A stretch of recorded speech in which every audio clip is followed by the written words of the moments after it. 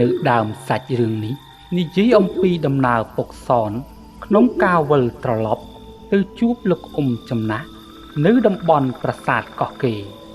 ដើម្បីបំពេញនូវការគោរពសន្យាដែលខ្លួនបានយល់ព្រមជាមួយគាត់ពុកសនជាកូនសិស្សរបស់លោកគ្រូទុដងម្នាក់ដែលស្នាក់អាស្រ័យគង់នៅអាស្រមលើដែនដីពិសិដ្ឋនៃភ្នំត្បែងបន្ទាប់ពីការធ្វើដំណើរទៅស្វែងរកតំបន់ភូមិបុរាណតាមការផ្ដាំផ្ញើរបស់លោកគ្រូទុដងការនោះពុកសនបានជំពាក់នៅពាក្យសន្យាជាមួយលោកចំណាស់ក្នុងការយល់ព្រមជួយពុកសនក្នុងដំណើរស្វែងរកនៅភូមិបុរាណដ៏អាត់កំបាំងក្នុងដែនដីអាថ័ន្តក្រោយមកបន្ទាប់ពីបញ្ចប់នូវការបង្ក្រាបសភាវៈអាក្រក់ដែលឃុំគ្រងប្រាសាទបាត់បឹងពុកសនបានវិលត្រឡប់មកកាន់តំបន់អន្លង់វែងអស់រយៈពេលជាច្រើនឆ្នាំនៅវេលាថ្ងៃមួយពុកសនបាននឹកឃើញនូវពាក្យសន្យាដែលខ្លួនមិនទាន់បានបំពេញព្រឹកព្រលឹមស្រាងព្រះអាទិត្យបានចាប់ផ្ដើមរះពីទិសខាងកើតពុកសនបានធ្វើដំណើរចាក់ចេញពីភូមិស្រះឈូកដោយទឹកមុខក្រៀមក្រំនិងស្រណោះស្រណោកក្រៃលែងបិទគាត់បានភ្លេចនៅពាក្យសន្យាដែលជាភាពសច្ចៈនិងបារម្ភខ្លាចលោកចំណាស់បាត់បង់ជីវិតចាក់ចេញពីផែនដីនេះទៅហើយពុកសនបានធ្វើដំណើរអស់រយៈពេលជាច្រើនថ្ងៃដោយឆ្លងកាត់នៅតំបន់ត្រពាំងប្រាសាទនិងតំបន់ភ្នំខ្យងបន្ទាប់មកទើបពុកសនបានធ្វើដំណើរបន្តទៅតាមផ្លូវកាត់នាមុខប្រាសាទបុរាណមួយដែលអ្នកភូមិក្នុងតំបន់ត្រពាំងប្រាសាទនេះមិនធ្លាប់អនុញ្ញាតឲ្យនរណាម្នាក់ឆ្លងកាត់ឡើយសេចក្តីអន្ទះសារបារម្ភនិងចង់ដឹងពីទីតាំងភូមិសាស្ត្រឲ្យបានច្បាស់លាស់ផងទើបពុកសនបានសម្រេចចិត្តធ្វើដំណើរដោយហែលឆ្លងកាត់ទឹកត្រពាំងដ៏ធំមួយដែលអ្នកស្រុកនៅតំបន់ត្រពាំងប្រាសាទនេះពួកគេបានជឿថាត្រពាំងដ៏ធំនេះបានកាត់ឡើងដោយការស្រូបរបស់ព្រះម៉ែធរណីចំពោះក្រុមចៅអ្នកជួញដូរវត្ថុបុរាណមួយក្រុមដែលមានគ្នាចម្រុះជាតិសាសន៍មកពីព្រំដែនខាងជើងនៃភ្នំដងរែកកាលពីមុននៅតំបន់នេះជាទួលមួយដែលមានខឿនប្រាសាទបុរាណតូចមួយមានចម្លាក់ក្បូរក្បាច់រចនាយ៉ាងល្អវិចិត្រព្រមទាំងមានពណ៌មាសនៅចុងកំពូលនៃប្រាសាទបុរាណផងដែរតែក្រោយមកនារដូវវស្សាដើមឆ្នាំម្សាញ់ប្រាសាទបុរាណតូចនេះត្រូវបានដួលរលំបាក់បែកខូចខ្ទេចខ្ទីរូបរាងស្ទើរគ្មានសល់អ្នកភូមិមានសេចក្តីតក់ស្លុតនៅរឿងរ៉ាវដ៏អាក្រក់នេះបានកើតឡើងចំណែកផ្ទៃអាកាសបានចាប់ផ្ដើមអ៊ូអាប់ងងឹតសូនឈឹងអ្នកភូមិចំណាស់នៅក្នុងភូមិបានប្រាប់និងណែនាំកូនចៅឲ្យចូលទៅក្នុងផ្ទះរកទីកន្លែងសុវត្ថិភាពត្បិតសុគ្រានៃមរណៈបានចូលមកដល់ហើយគ្រានោះបន្ទាប់ពីសុគ្រាបានកន្លងផុតទៅគ្រោះធម្មជាតិក៏បានកើតមានឡើងភ្លៀងធ្លាក់បង្អុរចុះមកអស់រយៈពេលជាច្រើនថ្ងៃនិងមានរន្ទះបាញ់ស្ទើរគ្រប់ទីកន្លែងពិសេសនៅតំបន់ប្រាសាទបុរាណតូចមួយនោះប៉ុន្មានថ្ងៃក្រោយពីស្ថានភាពនៅក្នុងភូមិ មានភាពល្អប្រសើរនៅតំបន់ប្រាសាទបុរាណតូចមួយនោះបានប្រែក្លាយជារណ្ដៅដ៏ធំមួយដែលអ្នកភូមិនឹកស្មានមិនដល់និងមិនដឹងថាមានរឿងអ្វីបានកើតឡើងឡើយអ្នកភូមិខ្លះបានគិតថារណ្ដៅដ៏ធំនេះកើតឡើងដោយសារកំហឹងនៃព្រះម៉ែធរណីក្រោយពីធ្វើដំណើរអស់រយៈពេលមួយព្រឹកធំឆ្លងកាត់តំបន់ត្រពាំងប្រាសាទពុកសនបានទៅដល់ដែនដីតំបន់ចម្លែកមួយដែលគាត់មិនធ្លាប់បានស្គាល់ពីមុនមកឡើយនៅក្នុងតំបន់នេះមានមនុស្សម្នាជាច្រើន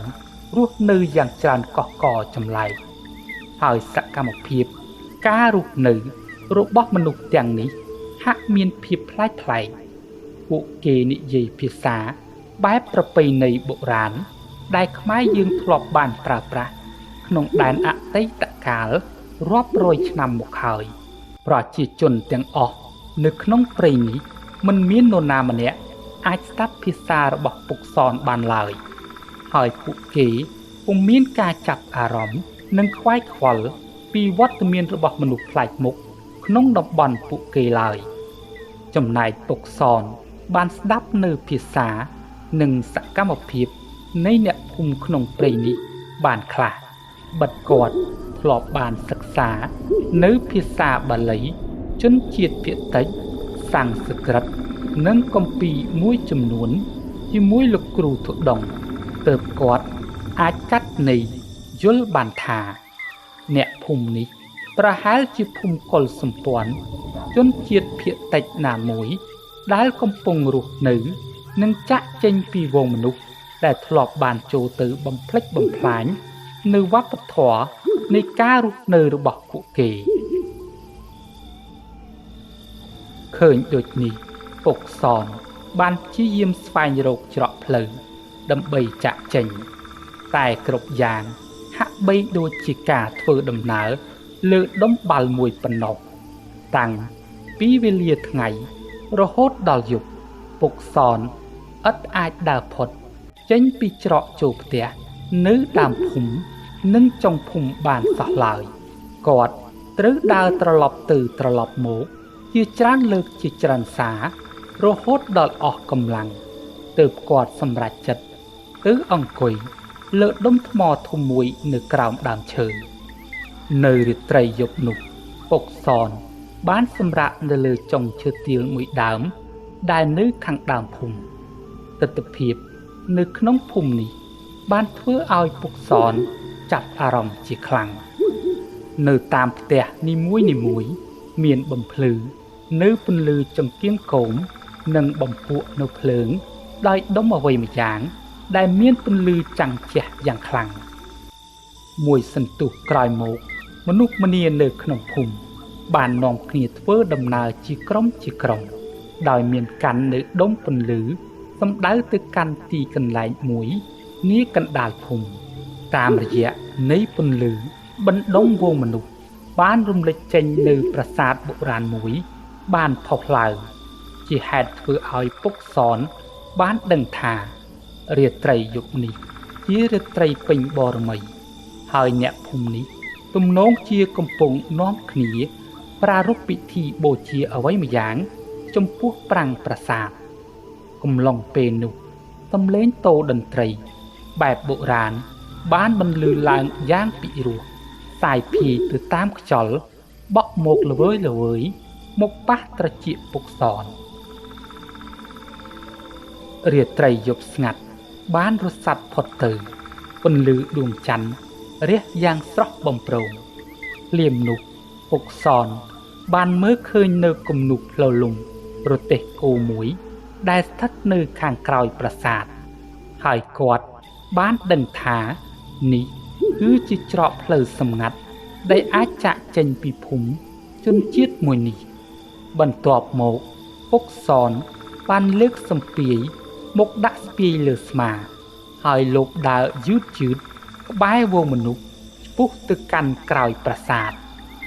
រំពេចនោះសម្រាប់ជើងរបស់ពុកសនបានជន់ទៅលើគំនរស្លឹកឈើ ងាប់ស្ងួតធ្លាក់រីប៉ាយនៅជុំវិញប្រាសាទបានធ្វើឲ្យវងមនុស្សអ្នកភូមិជនជាតិនេះងាកមកមើលពុកសនដោយកែវភ្នែកនិងទឹកមុខចងកំហឹងជាខ្លាំងដោយគ្មានជំរើសពុកសនបានលើកដៃសំពះនិងឱនក្បាលជាការសុំទោសទៅកាន់អ្នកភូមិព្រមដែលបានដើរចូលទៅក្នុងប្រាសាទបុរាណយ៉ាងប្រញាប់ព្រោះនៅសងខាងប្រាសាទនេះមានដើមឈើធំនិងមានសភាពងងឹតមើលស្ទើរចាក់ធ្លុះមិនចូលដែលមិនអាចឲ្យពុកសនធ្វើដំណើរបានរហ័សទៅមុខឡើយអ្នកភូមិជនជាតិនេះមានសេចក្តីខឹងសម្បាជាខ្លាំងដែលមានមនុស្សហ៊ានដើរចូលទៅក្នុងទីតាំងសក្ការៈបូជារបស់ពួកគេបានស្ទុះដេញតាមប្រហារមកកាន់ពុកសនតែមិនអាចតាមទាន់បិទអ្នកភូមិជនជាតិនេះមិនមាននរណាម្នាក់ហ៊ានលើកជំហានជើងជាន់ទៅលើដុំប្រាសាទនោះឡើយនេះទំនងជាពួកគេបានចាត់ទុកថាប្រាសាទបុរាណនេះជាអទិទេពនិងជាព្រះដែលបានបង្កើតពុជពងដល់ពួកគេពុកសនបានឈប់សម្រាកនៅលើផ្លូវតូចមួយដែលមានសេះសល់ស្នាក់ស្នាមដានរទេះគោបន្តិចបន្តួចដែលទំនងជាធ្លាប់មានអ្នកភូមិបោះកាត់នៅទីនេះថ្មីនៅអមសងខាងនៃផ្លូវនេះមានដើមឈើធំខ្ពស់ហើយជួនកាលពុកសនបានឮសំឡេងស្រែកក្រហមសម្រែកសត្វព្រៃចម្លែកនិងសំឡេងខ្យល់ដង្ហើមសត្វល្មូនជាច្រើនដែលកំពុងលងបន្លាចមកកាន់ពួកគាត់ឲ្យឃើញថាស្ថានភាពនៅក្នុងព្រៃនេះ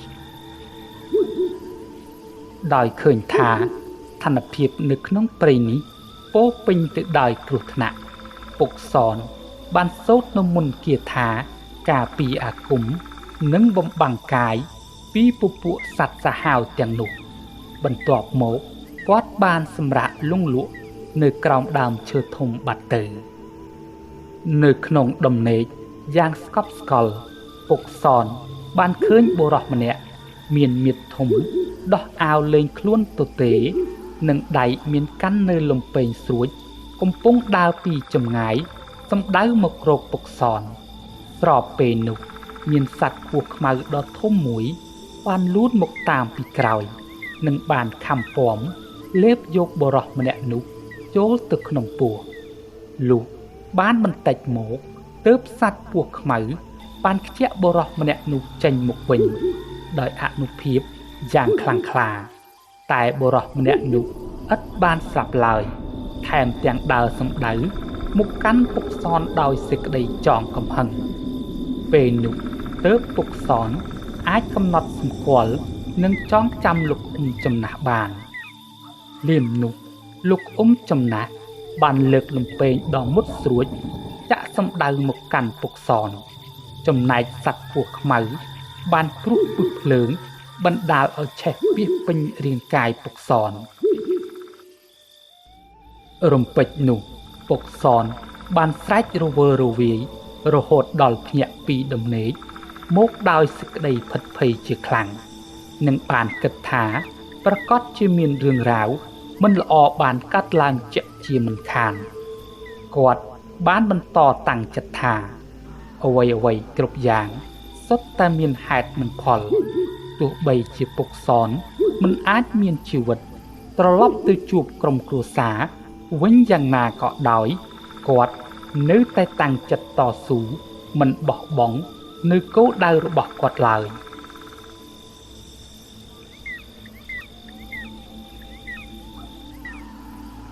មួយយប់បានកន្លងផុតទៅព្រឹកព្រលឹមស្រាងពុកសនបានក្រោកនឹងរៀបចំធ្វើដំណើរទៅស្វែងរកខ្ទមលោកចំណាស់ដែលគាត់ធ្លាប់បានស្នាក់អាស្រ័យនៅកាលពី3ឆ្នាំមុន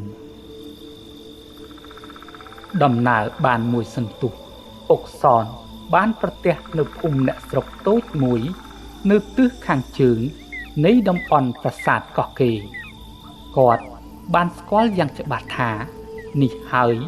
ជាភូមិលោកចំណាស់ធ្លាប់បានរស់នៅតែគ្រប់យ៉ាងបានត្រឹមតែធ្វើឲ្យពុកសនសោកស្ដាយប៉ុណ្ណោះព្រោះមិនដឹងថាលោកចំណាស់បានចាក់ចេញពីភូមិនេះចាប់តាំងពីពេលណាឬគាត់បានទទួលមរណភាពទៅហើយក្តីគ្រប់យ៉ាងបន្សល់ទុកតែខ្ទមចាស់ទ្រុឌទ្រោមបាក់បែកធ្លាយរហែកដំបូលទៅអស់ទៅហើយចំណែកផ្នែកជញ្ជាំងព័ទ្ធជុំវិញខ្ទមមានដុះវល្លិព្រមដោយចាក់ធ្លាយដោយដើមឫស្សីនិងរុក្ខជាតិតូចធំជាច្រើនដុះអមសងខាងនិងមានដើមឈើធំបានដុះលូតលាស់លាក់ស្លឹកជាគំនរកោស្ទើរលិចជើងសសរនៃខ្ទមទៅហើយនេះអាចបញ្ជាក់ថាបរិវេណដីនៃខ្ទមរបស់លោកចំណាស់ត្រូវបានគេបោះបង់ចោលតាំងពីយូរណាស់មកហើយនិងពុំធ្លាប់មានមនុស្សបានចូលមកមើលថែការពារសម្អាតឡើយក្នុងកាលគ្រានោះពុកសនបានដើរពិនិត្យ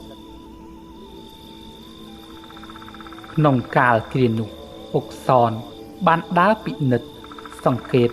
ទៅអង្គុយក្រោមកូនខ្ទមនោះហើយបានលើកដៃប្រណម្យនិងបួងសួងថាប្រសិនបើយើងអាចបំពេញនៅពាក្យសន្យានេះបានយើងនឹងវិលត្រឡប់មករស់នៅក្នុងកូនខ្ទមកំសត់មួយនេះភ្លាមនោះផ្ទៃមេឃបានចាប់ផ្ដើមអ៊ូអាប់ហើយព្រះអាទិត្យបានបាត់ពន្លឺប្រៀបដូចជាពេលវេលានៃសុគ្រាសបានកាត់ឡើងដុំភ្លើងដ៏ធំមួយបានផុសឡើងនៅលើវេហាបង្ហាញជារូបរាងប្រាសាទបុរាណធំស្កឹមស្កៃមួយនិងមានពស់ខ្មៅធំពីរក្បាលនៅព័ទ្ធជុំវិញប្រាសាទនោះព្រះកេសបដិមាមុខ4បានផុសឡើងនិងបញ្ចេញស្នាមញញឹមទៅកាន់ពុកសនតែភ្លាមនោះស្ដេចពស់ខ្មៅទាំងពីរនោះបានលូនមកខំពាំព្រមដោយលេបចូលទៅក្នុងពោះនិងខ្ជាក់មកវិញដោយដុំភ្លើងយ៉ាងសន្ធោសន្ធៅកំពុងឆេះព្រះកេសបដិមាមុខ4ត្រឹមមួយពព្រិចភ្នែកទិដ្ឋភាពទាំងអស់បានរលត់បាត់អស់ហើយវិលត្រឡប់មកក្នុងសភាពធម្មតាវិញបន្តិចមកនៅក្នុងខ្ទមទ្រុឌទ្រោមនេះមានកូនពស់ខ្មៅតូចមួយបានលូនចេញពីផ្នែកខាងក្រោមនៃសសរកណ្ដាលខ្ទមបន្ទាប់មកបានលូនឆ្ពោះទៅកាន់ដំបូលផ្ទះហើយបានទម្លាក់ខ្លួនមកលើដីនិងដាច់ខ្យល់ប្រកាច់ស្លាប់នៅចំពោះមុខពុកសនឃើញដូចនេះពុកសនហាក់មានសេចក្តីងឿងឆ្ងល់និងបានព្យាយាមអង្គុយសមាធិនឹកអាស្រ័យដោះនៅប្រាថ្នាដែលបានកាត់ឡើងចំពោះមុខប៉ុន្តែការសមាធិរបស់ពុកសនត្រូវបានអាក់ខាននិងកាត់ផ្ដាច់ដោយសំឡេងស្នូជើងនៃវងរទេះគោរបស់អ្នកភូមិមួយក្រុមដែលកំពុងធ្វើដំណើរវិលត្រឡប់ពីព្រៃនៃតំបន់ជើងប្រាសាទកោះកេរក្រុមអ្នកភូមិបានឈប់សម្រាកនៅក្រោមដើមឈើធំមួយនេះក្បែរព្រៃមាត់ស្ទឹងដោយចិត្តមិននឹងណូនិងគ្មានស្មារតីស្មឹងស្មាតបន្តពុកសនបានក្រោកឈរហើយដើរចាក់ចេញទៅកាន់ទីតាំងនៃស្នូជើងរទេះបុរសម្នាក់ក្នុងចំណោមអ្នកភូមិម្ចាស់រទេះបានឃើញវត្តមានពុកសនដើរចេញពីខ្ទមរបស់លោកចំណាស់គាត់បានសួរនាំនិងបង្ហាញសេចក្តីភ្ញាក់ផ្អើលដែលមានមនុស្សហ៊ានដើរចូលទៅតំបន់ទីតាំងនៃខ្ទមនោះឆ្លៀតឱកាសនោះពុកសនបានសួរនាំបុរសម្នាក់នោះបន្ថែមពីលោកចំណាស់ដែលជាម្ចាស់កូនខ្ទមនេះតែអ្នកភូមិនិងបុរសម្នាក់នោះប្រែជានាំគ្នាស្ងប់ស្ងាត់មិនតបអ្វីទាំងអស់មកកាន់ពុកសនហើយបាននាំគ្នាប្រញាប់ប្រញាល់រៀបចំសម្ភារៈដាក់លើរទេះគោដើម្បីបរចាក់ចេញទៅឃើញបែបនោះពុកសនបានព្យាយាមនិយាយជាច្រើនលើកជាច្រើនសារនិងបង្ហាញពីគោលបំណង ដែលគាត់តាមស្វែងរកលោកចំណាស់បិទនេះជាភក្តីភាពរបស់មនុស្សនិងជាភាពស្មោះត្រង់ដែលបុគ្គលគ្រប់រូបត្រូវប្រកាន់ខ្ជាប់និងអនុវត្តតាមជានិច្ចសេចក្តីអាណិតនិងភាពតស៊ូរបស់ពុកសនបានធ្វើឲ្យលោកតាម្នាក់ដែលកំពុងសម្រាកនៅលើរទេះបានលើកដៃជាសញ្ញាបញ្ឈប់វងរទេះគោទាំងអស់និងបានហៅពុកសនឲ្យឡើងលើរទេះធ្វើដំណើរទៅជាមួយព្រមទាំងរៀបរាប់ពីដំណើរប្រវត្តិនិងឈ្មោះរបស់គាត់ផងដែរពេលនោះពុកសនបានដឹងថាលោកតាជ័យជាមេដឹកនាំនៃក្រុមអ្នកភូមិដែលកំពុងបរទេះគោមួយនេះលោកតាជ័យបានរៀបរាប់ថាលោកចំណាស់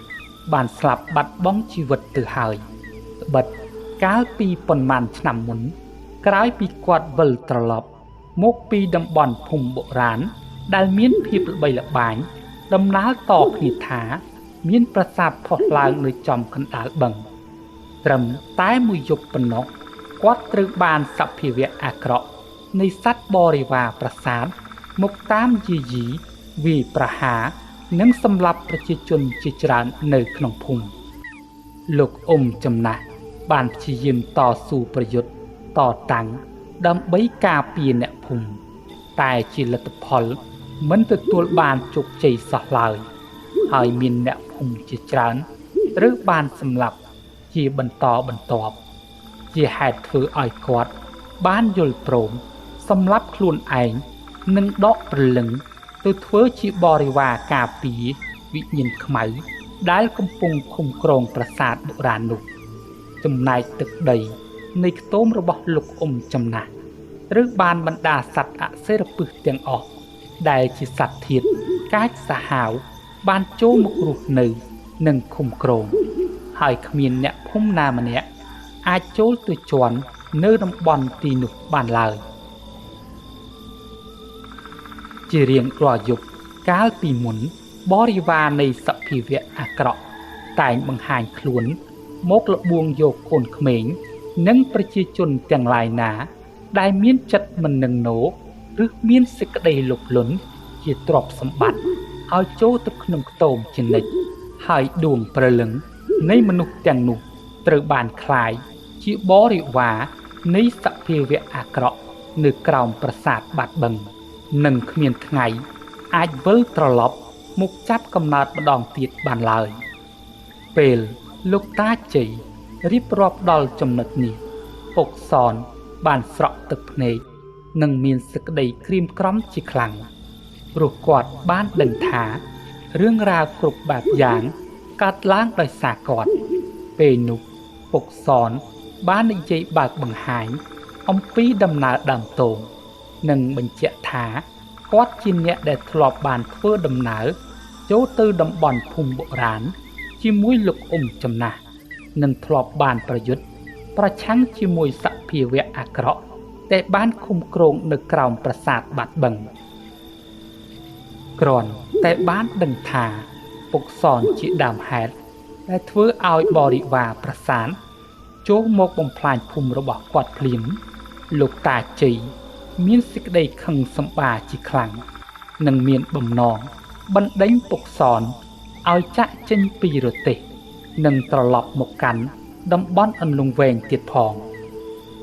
តែគ្រប់យ៉ាងបានស្ងប់ស្ងាត់ទៅវិញក្រោយពេលពុកសនបានបង្ហាញពីស្មារតីភក្តីភាពនិងភាពអង់អាចថាគាត់នឹងធ្វើដំណើរចូលទៅតំបន់ប្រាសាទបាត់បឹងម្ដងទៀត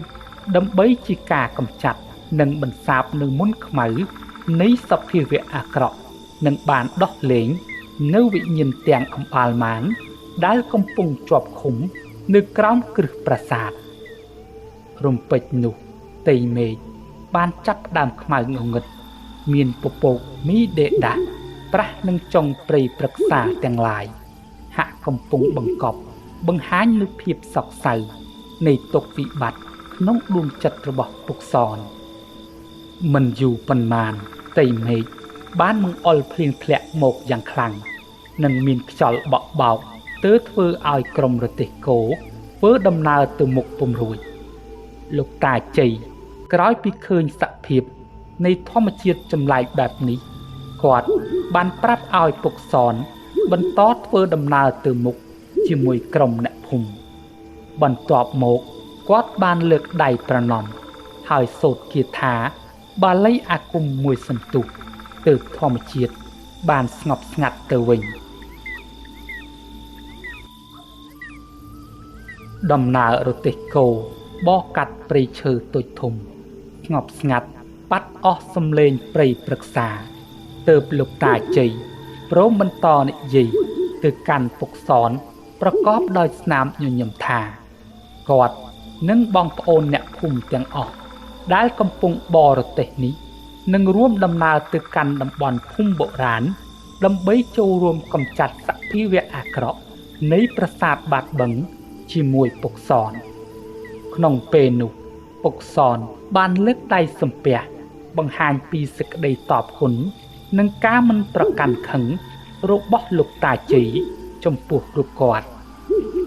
បន្ទាប់មកពុកសនបាននិយាយរៀបរាប់អំពីដំណើរនៃផ្លូវបុរាណដ៏ចម្លែកដែលគាត់ធ្លាប់បានធ្វើដំណើរចូលទៅទាំងស្រពេចស្រពិលជាមួយលោកចំណាស់ក្រុមរទេះគោបានធ្វើដំណើរអស់រយៈពេលមួយយប់មួយថ្ងៃពុកសននៅតែមិនអាចរកផ្លូវដែលជាច្រកចូលទៅកាន់តំបន់ប្រាសាទបាត់បឹងបានហើយគាត់ទាំងអស់គ្នាបានសម្រេចមតិទៅសម្រាកស្នាក់អាស្រ័យនៅក្នុងអារាមចាស់បាក់បែកក្នុងព្រៃតំបន់ជើងប្រាសាទកោះកេរតភាពនៅក្នុងអារាមចាស់នេះស្ងប់ស្ងាត់ជាខ្លាំងក្រុមអ្នកភូមិបានគិតថាក្នុងអារាមបាក់បែកនេះប្រហែលជាពុំមានវត្តមានមនុស្សឬព្រះសង្ឃគង់អាស្រ័យនៅឡើយប៉ុន្តែនៅក្នុងចិត្តពុកសនមានប្រផ្នូលម្យ៉ាងហាក់ដូចជាមិនចង់ឲ្យពួកគាត់ចូលទៅពំនាក់អាស្រ័យក្នុងអារាមនោះទេតែដោយសមាជិកក្រុមមានគ្នាច្រើនគួរសមនិងមានស្ត្រីផងនោះកាលបើសម្រាកនៅក្រោមដើមឈើនោះអាចនឹងមានបញ្ហាកាន់តែច្រើនកាត់ឡើងវេលារលប់ណាស់ទៅហើយពុកសនបានសម្រេចចិត្តនាំក្រុមទាំងអស់ចូលទៅសម្រាកក្នុងអារាមទាំងសេចក្តីព្រួយបារម្ភចំណែកលោកតាជ័យគាត់ហាក់បីដូចជាបានដឹងនៅដំណើររឿងដែលពុកសនកំពុងគិតគាត់បានសម្លឹងមកកាន់ទឹកមុខពុកសនហើយបានលើកដៃប៉ះស្មានិងប្រាប់ពុកសនថារឿងរ៉ាវគ្រប់បែបយ៉ាងដែលនឹងកើតឡើងនោះវាប្រកាសណាស់ថានឹងកើតឡើងទៅតាមច្បាប់ធម្មជាតិទោះជាពេលខ្លះមនុស្សយើងបានព្យាយាមប្រឆាំងនឹងព្រេងវាសនាយ៉ាងណាក៏ដោយតែវាពិតជាពិបាកណាស់ដែលយើងគ្រប់គ្នាអាចកែប្រែនៅអ្វីដែលនឹងបំរុងកើតមានឡើងបានគ្រប់កំណើតកើតជាតិជាមនុស្សពិតជាអាស្រ័យនឹងឈរទៅលើបន្ទាត់នៃច្បាប់កម្មពីទោះជាពេលខ្លះបុគ្គលផងទាំងពួងបានរត់គេចរកវិធីសាស្ត្រនិងដំណោះស្រាយជាច្រើនសម្រាប់បម្រើនៅសេចក្តីលោភលន់តណ្ហារបស់ខ្លួនគ្រប់បែបយ៉ាងតែដល់វេលាមួយនិស្ស័យកម្មនឹងវិលត្រឡប់មកទូទាត់ទាំងដើមទាំងការហើយសេចក្តីប្រាថ្នានៃបុគ្គលនោះក៏ត្រូវបានរលាបសាបសូន្យទៅតាមរូបរាងកាយផងដែរលោកតាជ័យបានមានប្រសាសន៍ចប់ហើយក៏បន្តទៅអង្គុយក្រោមដើមពោធិ៍ដ៏ធំមួយទាំងទឹកមុខក្រៀមក្រំមកដល់ចំណុចនេះពុកសនបានដឹងហើយថាអារាមនេះមិនមែនជាទីកន្លែងពិតប្រាកដឡើយហើយទីកន្លែងនេះគ្រាន់តែជាប្រភពនៃការនិមិត្តរបស់សត្វបរិវារប៉ុណ្ណោះមិនយូរប៉ុន្មានស្លឹកពោធិធំបានរសាត់បក់បោករង្គើបន្តិចម្ដងមេឃពោខ្លះបានបាក់ធ្លាក់មកដី បង្កើតជាសូរសំឡេងលាន់កងរំពងយ៉ាងខ្លាំងចំណែកផ្ទៃដើមពោធិ៍ទាំងមូលបានកំពុងយល់យោគបក់បោកបង្ហាញនៅសត្វពស់ខ្មៅក្បាល7បើកពេភ្នែកក្រហមសម្លឹងមកកាន់វងគោដែលនៅក្បែរនោះហើយបានទម្លាក់ខ្លួនប្រតោងតាមមេឃធ្លាក់ដល់ដីនិងលូនយ៉ាងរហ័សសម្ដៅទៅកាន់វងសត្វគោតាជ័យបានលើកដៃជាសញ្ញាប្រាប់ទៅកាន់សមាជិកក្រុមរទេះទាំងអស់ដើម្បីត្រៀមខ្លួនជាស្រេចសម្រាប់ការប្រយុទ្ធនិងការពារខ្លួនដុំផ្កាភ្លើងនៃកំអែសត្វពស់បានកំពុងព្រុសស្រោចមកកាន់វងសត្វគោតែពុំមានសត្វគោក្បាលណាមួយត្រូវបានរងពឹសពស់ងាប់នោះឡើយរាល់ពឹសនៃសត្វពស់ទាំងអស់ត្រូវបានពុកសនប្រើសំណាញ់អាគមបំផ្លាញនិងជះត្រឡប់ទៅវិញនៅខ្សែអាគមចងសត្វពស់ទាំងនោះភ្ជាប់នឹងដើមពោធិ៍គ្រាន់តែពុកសនបានព្យាយាមប្រើវិញ្ញាណផ្លូវក្នុងដើម្បីស្វែងរកម្ចាស់របស់សត្វពស់ទាំងនោះភ្លាមស្រាប់តែសត្វពស់ទាំងអស់បានកាច់កសម្លាប់ខ្លួនគ្មានសេសសល់ដោយមិនបណ្ដោយឲ្យពុកសនតាមរកឃើញនៅទីឋានម្ចាស់របស់វាឡើយស្ងប់ស្ងាត់បានបន្តិចអ្វីនៅក្នុងអារាមទាំងមូលត្រូវបានប្រែប្រួលคล้ายទៅជាសម័យកាលមួយយ៉ាងចម្លែកប្លែកទៅតាមការគិតរបស់មនុស្សម្នាក់នៅទីនោះបុគ្គលដែលមានសេចក្តីលោភលន់បានប្រឌិតស្ថាននៅទីកន្លែងដែលពោពេញទៅដោយមាសប្រាក់កែវកងពិទូសុរកានបន្តិចមកទីកន្លែងនោះក៏បានប្រែក្លាយទៅជាទីវាលហោស្ថានសុទ្ធតែសាកសពខ្មោចត្រូវបានគេសម្លាប់យ៉ាងក្រៀមក្រំកែលែងហើយក៏បានប្រែប្រួលទៅតាមចិត្តនៃបុគ្គលផ្សេងទៀតក្រុមសមាជិករទេះគោទាំងអស់នោះពេលនេះកំពុងវង្វេងវង្វាន់ស្មារតីក្រឡាប់ចាក់ទៅតាមការស្រមើស្រមៃនៃគំនិតគិតរៀងខ្លួនក្នុងចំណោមមនុស្សទាំងអស់មានតែតាជ័យនិងពុកសនប៉ុណ្ណោះដែលមិនត្រូវបានពិភពស្រមើស្រមៃពង្វក់ឲ្យវង្វេងបានដោយពួកគាត់ទាំងពីរនាក់បានតាំងស្មារតីនិងអង្គុយសមាធិរហូតដល់មានសំឡេងឆ្លុះប្រកែកគ្នាបានឮកាត់ឡើងពុកសនបានសម្រេចចិត្តបើកភ្នែកឡើងហើយព្យាយាមដើរទាំងពិភពលោកទាំងមូលបីដូចជាកំពុងវិលបញ្ច្រាស់ទិសគ្នាមនុស្សម្នាទាំងអស់បានកាប់ចាក់សម្លាប់គ្នាដណ្ដើមយកមាសប្រាក់ទ្រព្យសម្បត្តិដែលពួកគេបានឃើញ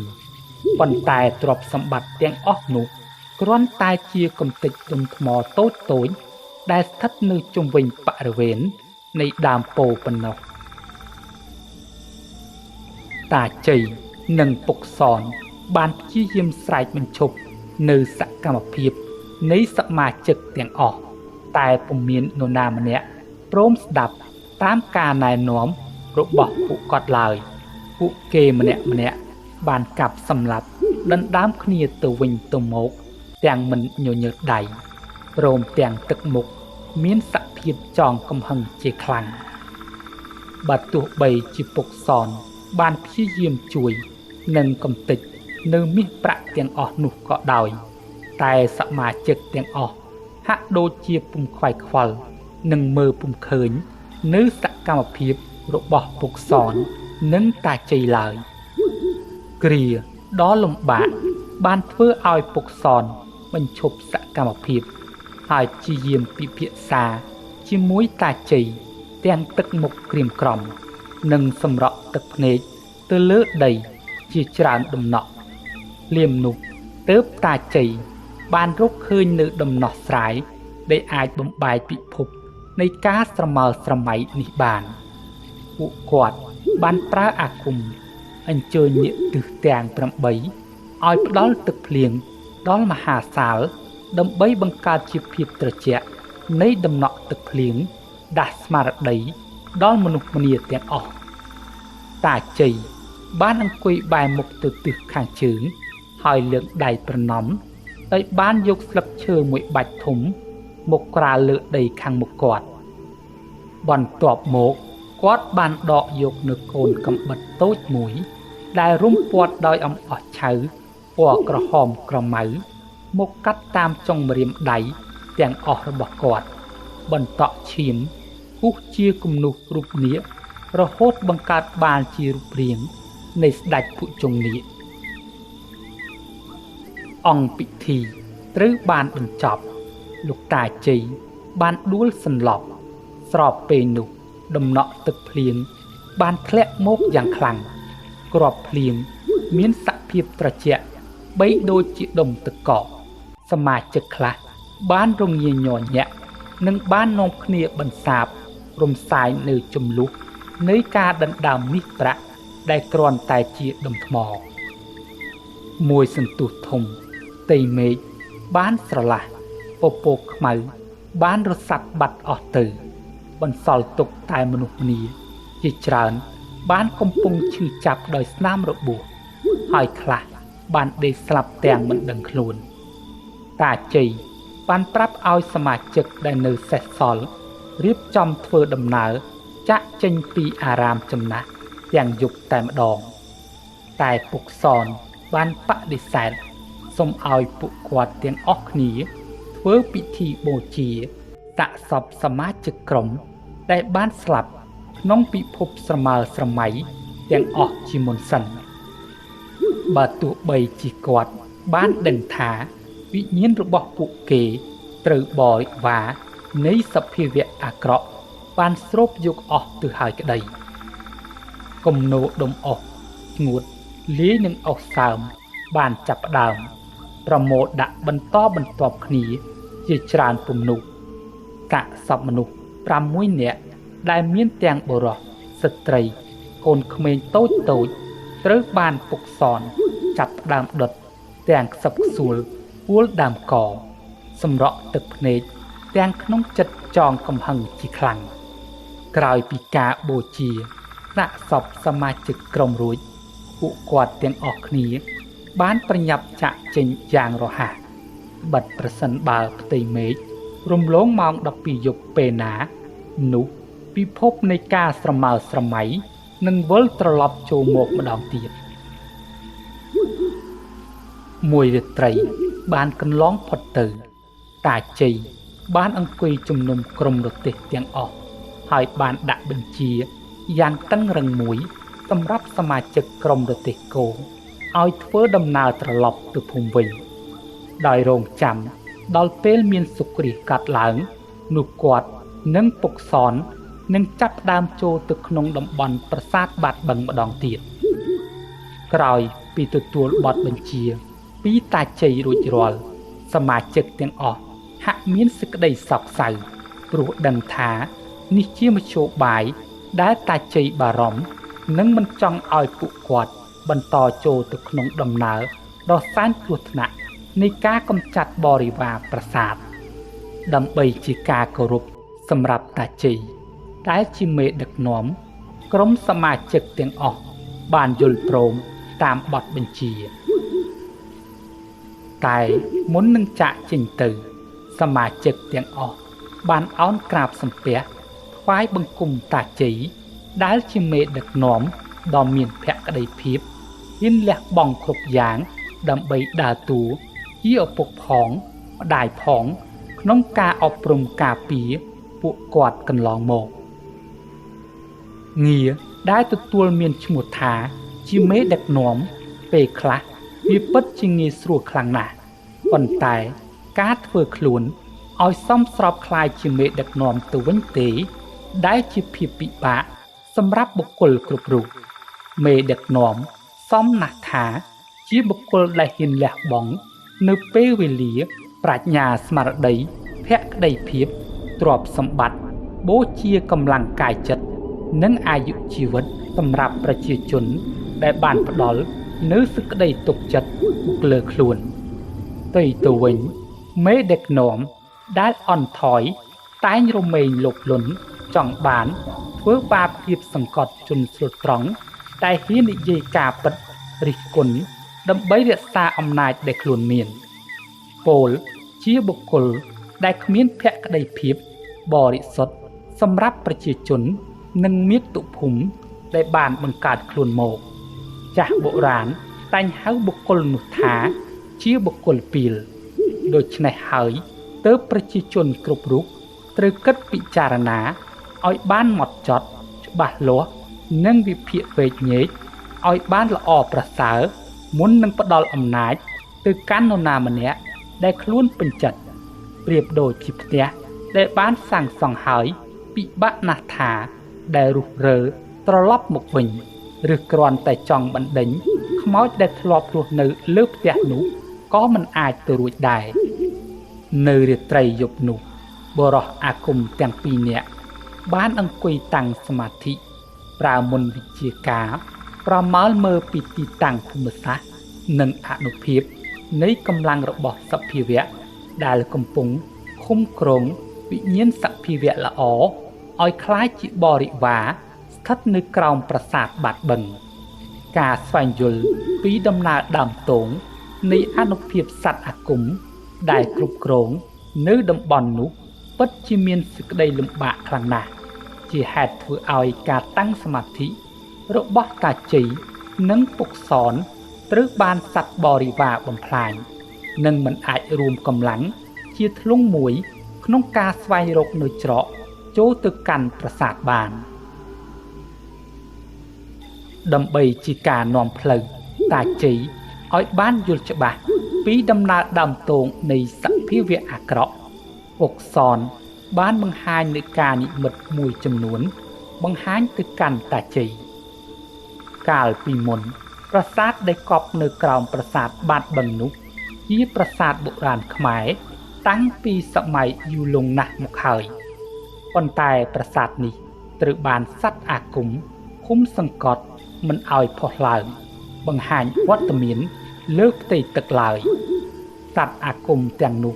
កាលដើមឡើយវាគ្រាន់តែជាអ្នកថែរក្សាការពារប្រាសាទបុរាណប៉ុណ្ណោះតែក្រោយពេលមានរឿងរ៉ាវដ៏អាក្រក់មួយបានកើតឡើងតាមរយៈពួកក្រុមទាហានខ្មែរក្រហមមួយក្រុមដែលជាអ្នករកស៊ីជួញដូរលក់វត្ថុបុរាណជាមួយក្រុមចៅនៅក្នុងព្រៃភ្នំដងរែកបានចូលទៅលុកលុយវាយបំបែកកោះកកាយប្រាំងប្រាសាទដើម្បីស្វែងរកកំណប់ទ្រព្យនិងក្បាលអ្នកតាតាមការនិយាយតគ្នាពីមាត់មួយទៅមាត់មួយការបង្ខំសម្លាប់ប្រជាជនស្លូតត្រង់នៅទីនោះបានធ្វើឲ្យដំណក់ឈាមនៃប្រជាជនបានរសាត់អណ្ដែតទៅដាស់ដួងព្រលឹងវិញ្ញាណនៃសភាវៈអាក្រក់មកដឹកនាំសត្វអាគមគ្រប់គ្រងចងកំហឹងនិងសភាវៈល្អ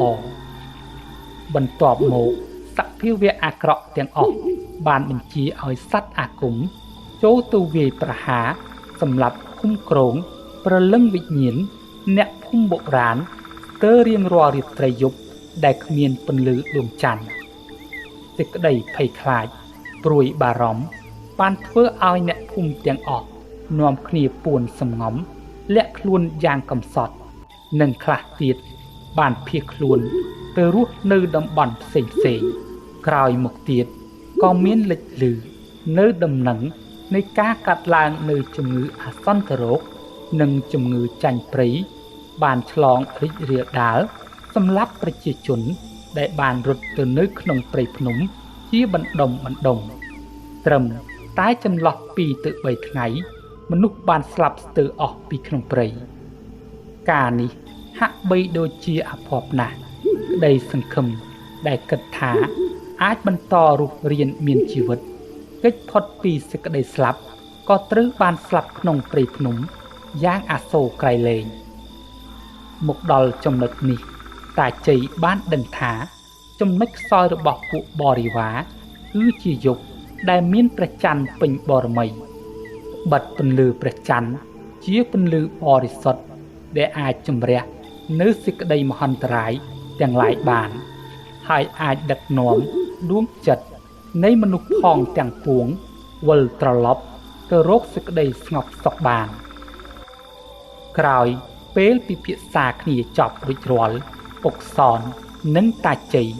បានបន្តដំណើរស្វែងរកផ្លូវប្រាសាទបុរាណនាកណ្ដាលព្រៃអថន្តតាមរទេះគោមួយ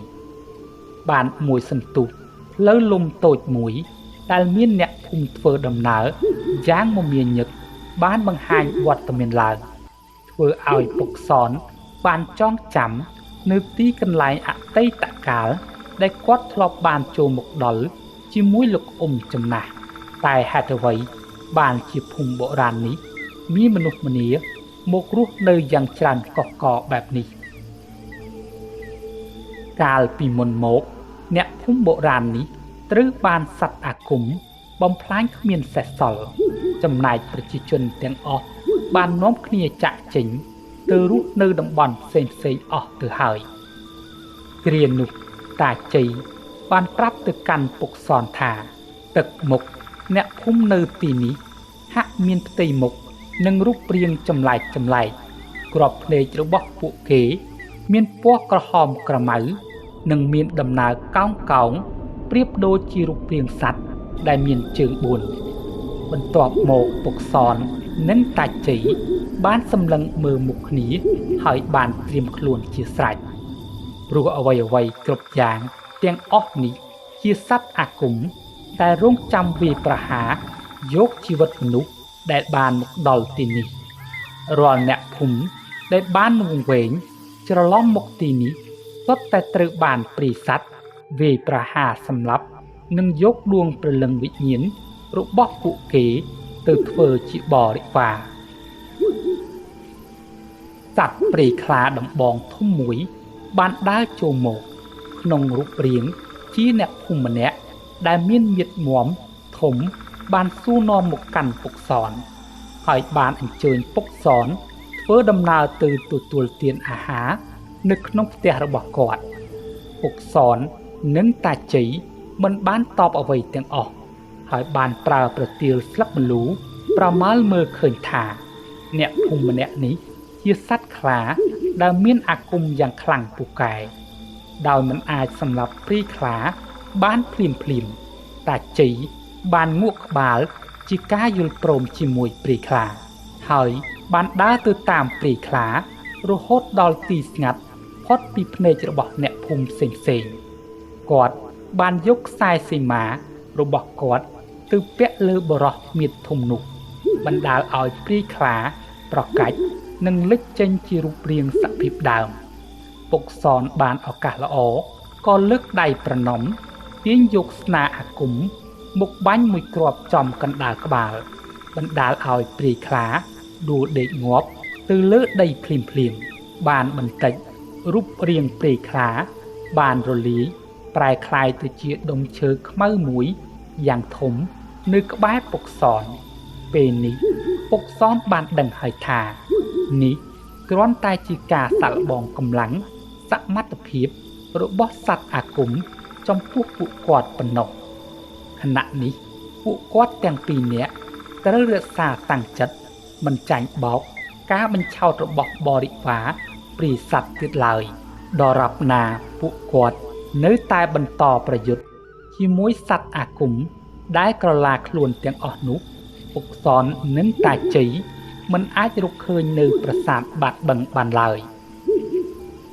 រាល់រឿងរ៉ាវទាំងអស់ដែលបានកាត់ឡើងគ្រាន់តែជាអន្ទាក់របស់ស្ដេចនៃបរិវារបង្កើតដើម្បីឃុំគ្រងចិត្តរបស់ពួកគាត់ទាំងពីរនាក់ក្រោយពីស្ងប់ស្ងាត់ពួកព្រាយសត្វបន្តិចពុកសនបានប្រទះឃើញនៅស្ពានបុរាណមួយដែលមានដើមឈើធំដុះអមជុំជិតព័ទ្ធជុំវិញនិងមានបង្កាន់ដៃរូបនាគនៅអមសងខាងមានសភាពយ៉ាងរឹងមាំទំនងត្រូវបានកសាងតាំងពីសម័យបុរាណកាលនៃឧបបុរសខ្មែរយើងស្ពានបុរាណនេះហើយជាច្រកចេញចូលសម្រាប់ធ្វើដំណើររបស់អ្នកភូមិកាលសម័យនោះតែក្រោយមកដោយបារម្ភពីសុវត្ថិភាពនៃវត្តមានរតនសម្បត្តិមហាសាលដ៏មានតម្លៃដែលស្ថិតនៅក្រោមគ្រឹះប្រាង្គប្រាសាទបុរាណ បានធ្វើឲ្យអ្នកភូមិបញ្ឈប់ការធ្វើដំណើរតាមរយៈស្ពានបុរាណហើយនាំគ្នាត្រឡប់បង្កើតផ្លូវលំថ្មើរជើងសម្រាប់ធ្វើដំណើរតាមព្រៃក្រោយភូមិវិញដំណើរឆ្លងកាត់ស្ពានបុរាណបានពាក់កណ្ដាលពុកសនបានដឹងថានៅក្រោមស្ពាននេះមានស្ដេចពស់សមួយក្បាលកំពុងសំងំដេកលង់លក់អស់រយៈកាលជាច្រើនរយឆ្នាំមកហើយស្ដេចពស់នេះនឹងក្រោកពីដំណេកនៅពេលដែលមាននរណាម្នាក់បានឆ្លងកាត់ស្ពានបុរាណហើយបំបែកនៅអាថ័ន្តខ្មៅដែលស្ដេចពស់បានដាក់ការពារនៅតាមបង្កាន់ដៃនៃស្ពានការបំបែកអាថ័ន្តខ្មៅរបស់តាជ័យបានធ្វើឲ្យទិដ្ឋភាពនៃស្ពានបុរាណបើកបង្ហាញលើរឿងរ៉ាវអតីតជាតិរបស់គាត់ដែលធ្លាប់បានធ្វើជាសេនាការពារនិងធ្លាប់បានបូជាជីវិតដើម្បីមាតុភូមិនាពេលមានសង្គ្រាមជាមួយប្រទេសជិតខាងអារម្មណ៍កំពុងរសាត់អណ្ដែតទៅតាមពេលវេលានៃអតីតកាលបានធ្វើឲ្យពួកគាត់ហាក់ស្លងគំនិតគិតថាខ្លួនកំពុងហោះហើរក្នុងទីឋានថ្មីត្រាប់តែស្ដេចពស់សបានស្ទុះមកហក់ខំលេបពុកសននិងតាជ័យតែត្រូវបានខ្ទាតត្រឡប់ទៅកាន់ទីយ៉ាងឆ្ងាយជាច្រើនលើកជាច្រើនសារនិងមិនអាចសូម្បីតែប៉ះពាល់ចំពោះរាងកាយពួកគាត់បន្តិចឡើយតាជ័យនិងពុកសនឥតដឹងថាតើមានបារមីអ្វីដែលបានមកជួយការពារពួកគាត់ទាំងពីរនាក់ឡើយហើយគាត់បាននាំគ្នាប្រញាប់ឆាប់ចាក់ចេញឆ្ពោះទៅកាន់ប្រាសាទបាត់បឹងទាំងសេចក្តីងឿងឆ្ងល់ដោយពុំអាចធ្វើអ្វីមកកាន់ពុកសននិងតាជ័យបានពុះសបានលូនមកក្រាបដាក់ក្បាលដល់ដីសម្ដែងសេចក្តីគោរពដឹងគុណចំពោះតាជ័យហើយបានបង្ហាញនៅសាវតារបស់ខ្លួនឲ្យអតីតម្ចាស់របស់ខ្លួនបានដឹងថាដាច់ពស់សកាលពីមុនជាបុត្រាតែមួយគត់របស់តាជ័យក្រោយពីឪពុករបស់ខ្លួនបានស្លាប់នៅក្នុងសង្គ្រាមដោយត្រូវខ្មាំងសត្រូវកាត់ក្បាលសម្រក់ឈាមនិងឃុំព្រលឹងវិញ្ញាណកងទ័ពជាច្រើននៅលើស្ពាននេះបុត្រាមេទ័ពជ័យបានវិលត្រឡប់មកសងសឹកដោយចងកំហឹងហើយបានសម្លាប់មនុស្សទាំងអស់ដែលបានឆ្លងកាត់ស្ពាននេះរួមដោយប្រជាជនស្លូតត្រង់ជាច្រើននៅក្នុងតំបន់នៃប្រាសាទបុរាណនៅទីចុងបញ្ចប់ដោយការតាំងសិលភាវនាអស់រយៈកាលជាច្រើនរយឆ្នាំទើបបានក្លាយជាស្ដេចពស់រស់នៅទីនេះដើម្បីជាការអធិដ្ឋានរងចាំកំណើតភពដែលបានជួបប្រទះឪពុករបស់ខ្លួនម្ដងទៀតតាមរយៈឃ្លោងឃ្លានៃពាក្យទាំងនេះបានធ្វើឲ្យតាជ័យបានចាប់ផ្ដើមនឹកឃើញនៅរឿងរ៉ាវអតីតកាលដែលខ្លួនធ្លាប់បានឆ្លងកាត់ពិសេសក្រុមគ្រួសារដែលត្រូវបានពួកសត្រូវសម្លាប់បន្ផុតពូជតែជាសំណាងនៅក្នុងគ្រោះថ្នាក់បុត្រាតែម្នាក់របស់គាត់ត្រូវបានសេនាដែលមានកំណើតបច្ចុប្បន្នជាពុកសននាំរត់ភៀសខ្លួនទៅពួនសំងំក្នុងលអាងលោកតាអេសីនៃភ្នំមហន្តរបរពតគ្រប់យ៉ាងសុទ្ធតែមាននិស្ស័យចាពីបុពេទើបបានជាពុកសននិងតាជ័យត្រូវបានមកជួបគ្នានិងបន្តដំណើរមកកាន់ប្រាសាទបាត់បឹងនៅពេលនោះពួកគាត់ទាំងពីរនាក់ទទួលបាននូវជំនួយការពិសេសដ៏មានអានុភាពគឺស្ដេចពស់សដែលជាយានជំនិះក្នុងការចូលទៅបង្ក្រាបបរិវារអាគមនៃប្រាសាទបាត់បឹងមួយសន្ទុះពួកគាត់បានធ្វើដំណើរទៅដល់ប្រាសាទបាត់បឹងយ៉ាងឆាប់រហ័សក្រោយពីទទួលជំនួយពីស្ដេចពស់សស្របពេលនោះដំណើរសុគ្រាសបានចាប់ផ្ដើមឡើងដោយការរំពឹងទុករបស់ពុកសនមែនផ្ទៃមេឃដែលកំពុងមានពន្លឺចាំងជះដោយថាមពលពន្លឺព្រះអាទិត្យ បានចាប់ផ្ដើមស្រអាប់ងងឹតបន្តិចម្ដងតាជ័យបានកាន់នៅអំបោះសេមាពណ៌ក្រហមជីកលើខ្នងពុះសចំណែកពុកសនបានកាន់លីនៅកំភ្លើងអាថ័ន្តមួយដើមឆ្ពោះទៅកាន់មាត់បឹងដើរនាំមុខគេដោយសេចក្តីអង្អាចក្លាហានក្នុងវិរៈភាពចង់ជួយស្រោចស្រង់នៅសភាវៈល្អឲ្យភ្ញាក់ស្មារតីនិងចូលរួមបំផ្លាញសភាវៈអាក្រក់ទាំងឡាយឲ្យរលាយសាបសូន្យពីដែនដីបុព្វបុរសរបស់ខ្មែរយើងទឹកបឹងដែលធ្លាប់មានភាពថ្លាយំបានចាប់ផ្ដើមមានភាពល្អក់កកបន្តិចម្ដងបង្កើតបានជាកំសួលទឹកយ៉ាងខ្លាំងបាញ់ឡើងទៅកាន់ផ្ទៃអាកាសសត្វក្រពើយក្សដ៏ធំមានភ្នែកក្រហមជង្គង់វែងស្រួចទំហំស្ទើរប៉ុនស្ដាច់ដំរីសនិងមានក្បាលពីរបានបង្ហាញវត្តមានឡើងសត្វក្រពើនេះបានហែលយ៉ាងលឿនសម្ដៅមកកាន់ពុកសនឃើញដូច្នេះពុកសនបានលើកដៃប្រណម្យទាញកាំភ្លើងអាគមបាញ់មួយគ្រាប់ចំកណ្ដាលក្បាលនិងខ្លួនជាច្រើនគ្រាប់តែក្រពើយក្សនេះហាក់បីដូចជាពុំមានរងរបួសអ្វីសោះឡើយតាជ័យបានលើកអំបោះក្រហមបញ្ចេញជាមុនយន់ខ្សែសេមាមានរូបរាងជាសំណាញ់រួចគាត់បានបោះទៅកាន់ផ្ទៃអាកាសសត្វក្រពើគ្រាន់តែបានឃើញសំណាញ់អាគមភ្លាមវាបានព្យាយាមជ្រមុជទឹកចូលទៅក្នុងបាតបឹងយ៉ាងជ្រៅប៉ុន្តែវានៅតែមិនអាចគេចខ្លួនបានពីអាគមរបស់តាជ័យបានសោះឡើយកាក់សពក្រពើបានរសាត់អណ្ដែតមកកាន់ផ្ទៃទឹកបណ្ដាលឲ្យសភាពទឹកចាប់ផ្ដើមមានភាពល្អប្រសើរឡើងរូបរាងសត្វក្រពើបានចាប់ផ្ដើមរលាយផ្លាស់ប្ដូរបន្តិចម្ដងរហូតដល់ពុកសនមើលឃើញថានេះគ្រាន់តែជាដុំឈើខ្មៅមួយដែលកំពុងរសាត់អណ្ដែតស្ថិតនៅលើផ្ទៃទឹកប៉ុណ្ណោះសន្ធឹកថ្គរលាន់ភ្នែកបន្ទោលចាំងជះពេញផ្ទៃអាកាសពន្លឺព្រះអាទិត្យបានកាន់តែងងឹតសូន្យទៅអ្វីគ្រប់យ៉ាងត្រូវបានគ្រប់គ្រងដោយពពួកបិសាចនៃសភាវៈអាក្រក់នៅក្នុងផ្ទៃទឹកបានចាប់ផ្ដើមផុសអណ្ដែតរូបរាងតួប្រាសាទពណ៌មាសយ៉ាងល្អប្រណិតបន្តិចមកមានសត្វពស់ខ្មៅក្បាល7បានផុសឡើងស្របមកជាមួយរំពាត់តួប្រាសាទព្រមដោយបើកពេនៃក្បាលទាំង7ហាមាត់ធំគ្រងលើប្រាសាទទាំងមូល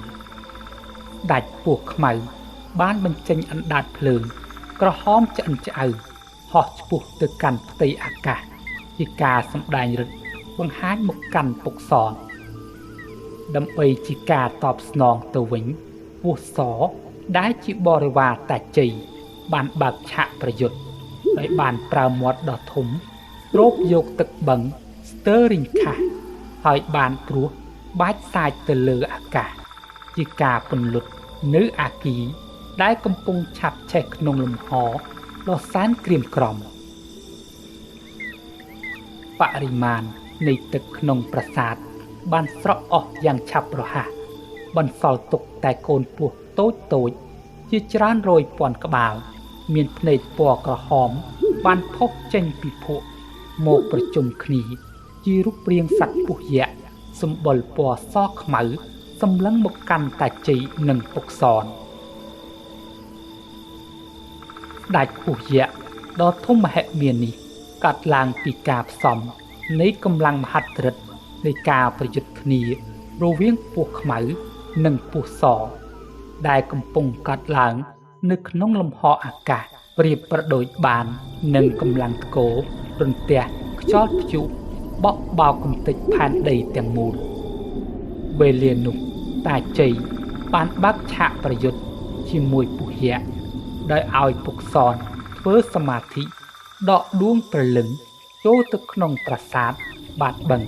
ដើម្បីស្វែងរកព្រលឹងនៃលោកចំណាស់នៅក្រោមគ្រឹះប្រាសាទ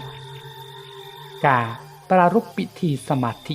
នៅក្រោមដើមរាំងភ្នំដ៏ធំមួយបានប្រព្រឹត្តទៅអស់ជាច្រើនយាមតែពុកសននៅតែមិនអាចដកវិញ្ញាណចូលទៅក្នុងប្រាសាទនិងបន្លំខ្លួនជាសភាវៈអាក្រក់បានពុកសនបានក្រោកឈរនិងដើរសាចុះសាឡើងជាហេតុធ្វើឲ្យក្បួនសមាធិត្រូវបានបំបែកនិងឃុំគ្រងដោយសភាវៈអាក្រក់គ្រានោះពុកសនកាន់តែមានសេចក្តីអន្ទះសាខ្លាំងឡើងចំណែកតាជ័យនិងពុកសនក៏កាន់តែថមថយកម្លាំងមានគ្រោះថ្នាក់រហូតដល់ដំណក់ឈាមរបស់តាជ័យបានស្រក់ធ្លាក់ចូលទៅក្នុងផ្ទៃបឹងទើបពុកសនបានរកឃើញនៅវិធីដែលអាចដាស់ស្មារតីនៃសភាវៈល្អឲ្យក្រោកឡើងបានពុកសនបានក្រោកដើរចូលទៅក្នុងផ្ទៃបឹងដែលពោពេញទៅដោយសត្វពស់រាប់រយក្បាលលេចចេញមកនៅគ្រប់ជំហានជើងរបស់ពុកសនសត្វពស់ទាំងអស់បានព្យាយាមខំចឹកនិងបានខ្ជាក់ក្អែបញ្ចេញពឹសយ៉ាងសាហាវនៅក្នុងផ្ទៃភក់ក្នុងគោលបំណងដើម្បីជាការរារាំងខាត់ដំណើរសម្រាប់ពុកសនគ្រប់ជំហាននៃភាពតស៊ូនិងសេចក្តីជំនះនៅភាពឈឺចាប់សេចក្តីព្យាយាមបានធ្វើឲ្យរាងកាយពុកសនចាប់ផ្ដើមមានសភាពខ្មៅស្លេកស្លាំងនិងទន់តូស្ទើរដួលម្ដងតែកែវភ្នែករបស់គាត់បានបន្តសម្លឹងទៅកាន់ផ្ទៃប្រាសាទបាតបឹងប្រកបដោយសេចក្តីសង្ឃឹមដោយដឹងថាគាត់មិនអាចបន្តទ្រទ្រង់នៅពឹសពោះអសេរពឹសបន្តទៅមុខទៀតបានពុកសនបានយកកំបិតអាគមចេញមកហើយបានអាលកដៃរបស់ខ្លួន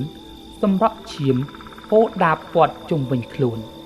បន្ទាប់មកគាត់បានយកដៃបក់ជះនៅដំណក់ឈាម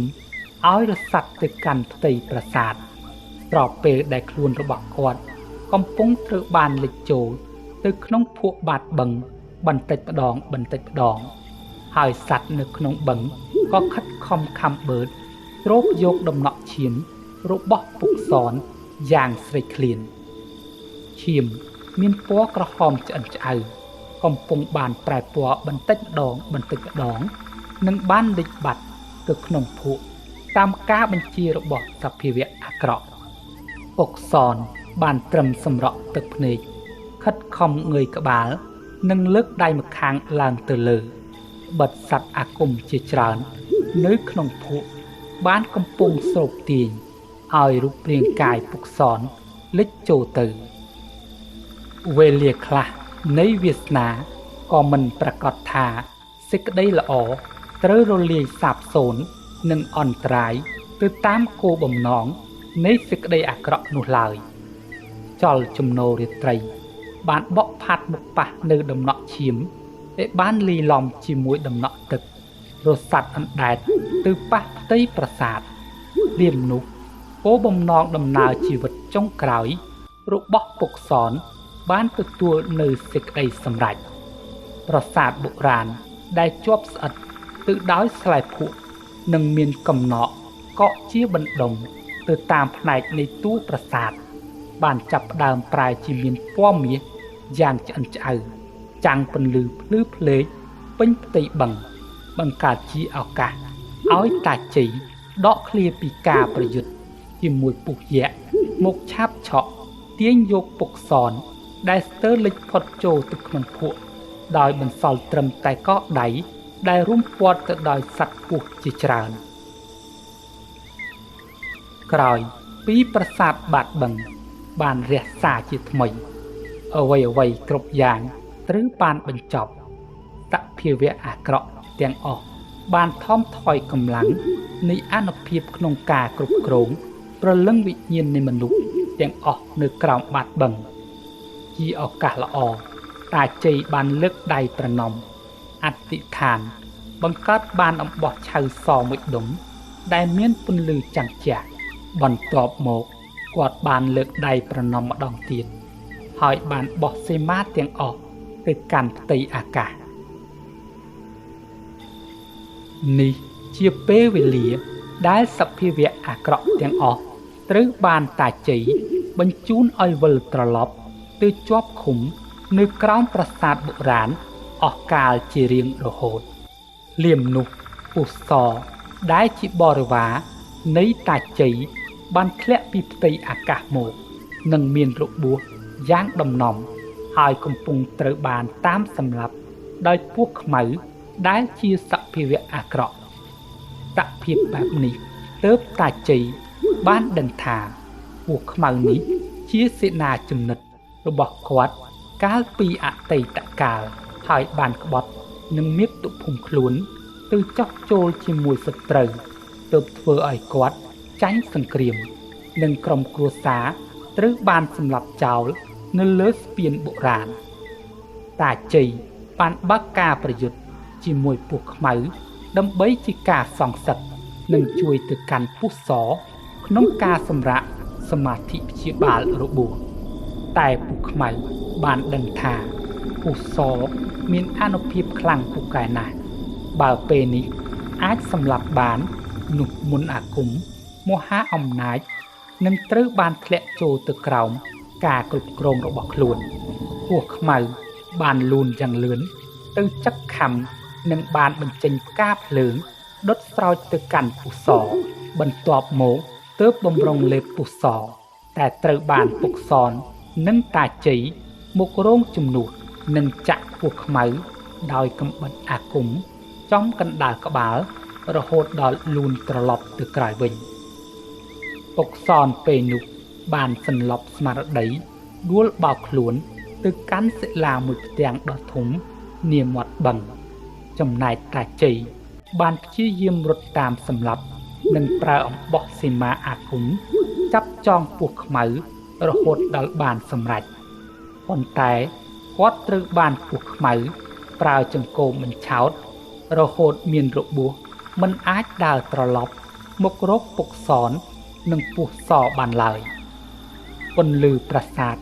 បានចាប់ផ្ដើមរលត់អន់ថយបន្តិចម្ដងនេះបញ្ជាក់ថាពេលវេលាដែលត្រូវចូលទៅជួយដួងព្រលឹងវិញ្ញាណលោកចំណាស់នៅក្រោមប្រាសាទជិតត្រូវបានបញ្ចប់ហើយចំណែកផ្ទៃប្រាសាទក៏បានលិចចូលទៅក្រោមបាតបឹងបន្តិចម្ដងតាមកម្លាំងនៃពេលវេលារបស់ចក្រវាឡ